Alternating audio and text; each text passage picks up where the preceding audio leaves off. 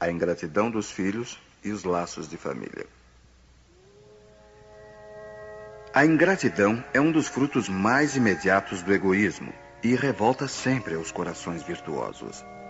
Mas a dos filhos para com os pais tem um sentido ainda mais odioso. É desse ponto de vista que a vamos encarar mais especialmente para analisar-lhe as causas e os efeitos. Nisto, como em tudo, o Espiritismo vem lançar luz sobre um dos problemas do coração humano. Quando o espírito deixa a terra, leva consigo as paixões ou as virtudes inerentes à sua natureza e vai no espaço aperfeiçoar-se ou estacionar, até que deseje esclarecer-se. Alguns, portanto, levam consigo ódios violentos e desejos de vingança. A alguns deles, porém mais adiantados, é permitido entrever algo da verdade.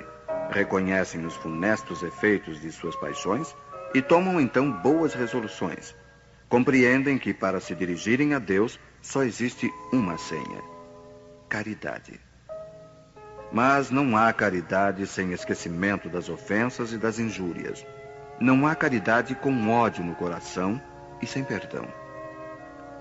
É então que, por um esforço inaudito, voltam o seu olhar para os que detestaram na terra. À vista deles, porém, sua animosidade desperta. Revoltam-se à ideia de perdoar, e ainda mais a de renunciarem a si mesmos, mas, sobretudo, a de amar aqueles que lhes destruíram talvez a fortuna, a honra, a família. Não obstante, o coração desses infortunados está abalado. Eles hesitam, vacilam, agitados por sentimentos contrários. Se a boa resolução triunfa, eles oram a Deus, imploram aos bons espíritos que lhes deem forças no momento mais decisivo da prova. Enfim, depois de alguns anos de meditação e de preces, o espírito se aproveita de um corpo que se prepara na família daquele que ele detestou e pede aos espíritos encarregados de transmitir às ordens supremas permissão para ir cumprir sobre a terra os destinos desse corpo que vem de se formar. Qual será, então, a sua conduta nessa família? Ela dependerá da maior ou menor persistência das suas boas resoluções. O contato incessante dos seres que ele odiou é uma prova terrível, da qual às vezes sucumbe se a sua vontade não for bastante forte. Assim, segundo a boa ou má resolução que prevalecer, ele será o amigo ou o inimigo daqueles em cujo meio foi chamado a viver. É assim que se explicam esses ódios, essas repulsas instintivas que se notam em certas crianças e que nenhum fato exterior parece justificar. Nada, com efeito, nessa existência poderia provocar essa antipatia. Para encontrar-lhe a causa, é necessário voltar os olhos ao passado. Ó espíritas, compreendei neste momento o grande papel da humanidade. Compreendei que, quando gerais um corpo, a alma que se encarna vem do espaço para progredir. Tomai conhecimento dos vossos deveres e ponde todo o vosso amor em aproximar essa alma de Deus. É essa a missão que vos está confiada e da qual recebereis a recompensa se a cumprirdes fielmente. Vossos cuidados, a educação que lhe derdes, auxiliarão o seu aperfeiçoamento e a sua felicidade futura. Lembrai-vos de que a cada pai e a cada mãe, Deus perguntará: que fizeste da criança confiada à vossa guarda? Se permaneceu atrasada por vossa culpa, vosso castigo será o de vê-la entre os espíritos sofredores quando dependia de vós que fosse feliz. Então vós mesmos, carregados de remorsos, pedireis para reparar a vossa falta. Solicitareis uma nova encarnação para vós e para ela, na qual a cercareis de mais atentos cuidados, e ela, cheia de reconhecimento, vos envolverá no seu amor. Não recuseis, portanto, o filho que no berço repele a mãe, nem aquele que vos paga com a ingratidão. Não foi o acaso que o fez assim, e que lhe enviou. Uma intuição imperfeita do passado se revela, e dela podeis deduzir que um ou outro já odiou muito ou foi muito ofendido, que um ou outro veio para perdoar ou para expiar. Mães, abraçai, pois, a criança que vos causa aborrecimentos, e dizei para vós mesmas: uma de nós duas foi culpada. Merecei as divinas alegrias que Deus concedeu à maternidade, ensinando a esta criança que ela está na terra para se aperfeiçoar, amar e abençoar. Mas há muitas dentre vós, ao invés de expulsar por meio da educação os maus princípios inatos provenientes das existências anteriores, e desenvolvem esses princípios por descuido ou por uma culposa fraqueza. E mais tarde, o vosso coração, ulcerado pela ingratidão dos filhos, será para vós, desde esta vida, o começo da vossa expiação. A tarefa não é tão difícil como podereis pensar.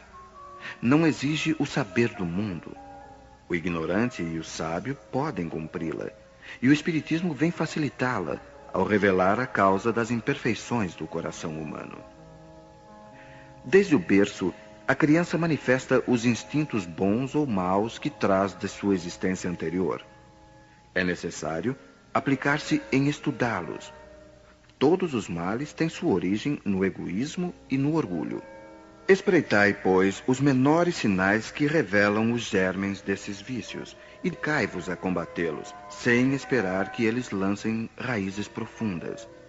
Fazei como o bom jardineiro que arranca os brotos daninhos à medida que os vê aparecerem na árvore. Se deixardes que o egoísmo e o orgulho se desenvolvam, não vos espanteis de ser pagos, mais tarde, pela ingratidão. Quando os pais tudo fizeram para o adiantamento moral dos filhos, se não conseguiram êxito, não têm do que lamentar e sua consciência pode estar tranquila.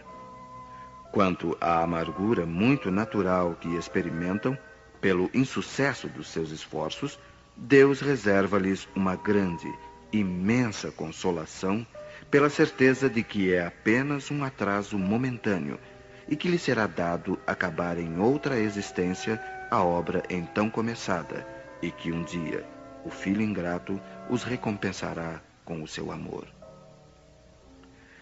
Deus não faz as provas superiores às forças daquele que as pede. Só permite as que podem ser cumpridas. Se isto não se verifica, não é por falta de possibilidades, mas de vontade. Pois quantos existem que, em lugar de resistir aos maus arrastamentos, neles se comprazem. É para eles que estão reservados o choro e o ranger de dentes em suas existências posteriores. Admirai, entretanto, a bondade de Deus que nunca fecha a porta ao arrependimento. Chega um dia em que o culpado está cansado de sofrer. O seu orgulho foi, por fim, dominado. E é então que Deus abre os braços paternais para o filho pródigo que se lança a seus pés. As grandes provas, escutai bem, são quase sempre o indício de um fim de sofrimento e de um aperfeiçoamento do espírito, desde que sejam aceitas por amor a Deus. É um momento supremo, e é nele, sobretudo, que importa não falir pela murmuração, se não se quiser perder o fruto da prova e ter de recomeçar. Ao invés de vos queixardes, agradecei a Deus, que vos oferece a ocasião de vencer, para vos dar o prêmio da vitória.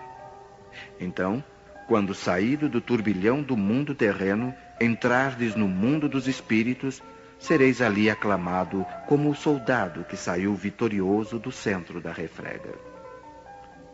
De todas as provas, as mais penosas são as que afetam o coração.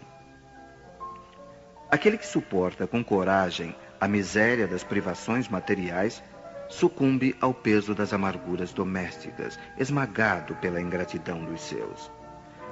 Oh, é essa uma pungente angústia. Mas o que pode, nessas circunstâncias, reerguer a coragem moral senão o conhecimento das causas do mal, com a certeza de que se há longas dilacerações, não há desesperos eternos, porque Deus não pode querer que a sua criatura sofra para sempre. O que há de mais consolador, de mais encorajador do que esse pensamento de que depende de si mesmo, de seus próprios esforços, abreviar o sofrimento, destruindo em si as causas do mal? Mas, para isso, é necessário não reter o olhar na terra e não ver apenas uma existência. É necessário elevar-se, pairar no infinito do passado e do futuro. Então, a grande justiça de Deus se revela aos vossos olhos, e esperais com paciência, porque explicastes a vós mesmos o que vos parecia monstruosidades da terra. Os ferimentos que recebestes vos parecem simples arranhaduras. Nesse golpe de vista lançado sobre o conjunto, os laços de família aparecem no seu verdadeiro sentido. Não são mais os laços frágeis da matéria que ligam os seus membros, mas os laços duráveis do espírito que se perpetuam e se consolidam ao se depurarem em vez de se quebrarem com a reencarnação. Os espíritos cuja similitude de gostos, identidade do progresso moral e a afeição levam a reunir-se, formam famílias. Esses mesmos espíritos, nas suas migrações terrenas, buscam-se para agrupar-se, como faziam no espaço, dando origem às famílias unidas e homogêneas. E se nas suas peregrinações ficam momentaneamente separados, mais tarde se reencontram, felizes por seus novos progressos. Mas, como não devem trabalhar somente para si mesmos, Deus permite que espíritos menos adiantados venham encarnar-se entre eles, a fim de aurirem conselhos e bons exemplos no interesse do seu próprio progresso. Eles causam, por vezes, perturbações no meio, mas é lá que está a prova, lá que se encontra a tarefa. Recebei-os, pois, como irmãos. Ajudai-os, e mais tarde, no mundo dos espíritos, a família se felicitará por haver salvo do naufrágio os que, por sua vez, poderão salvar outros.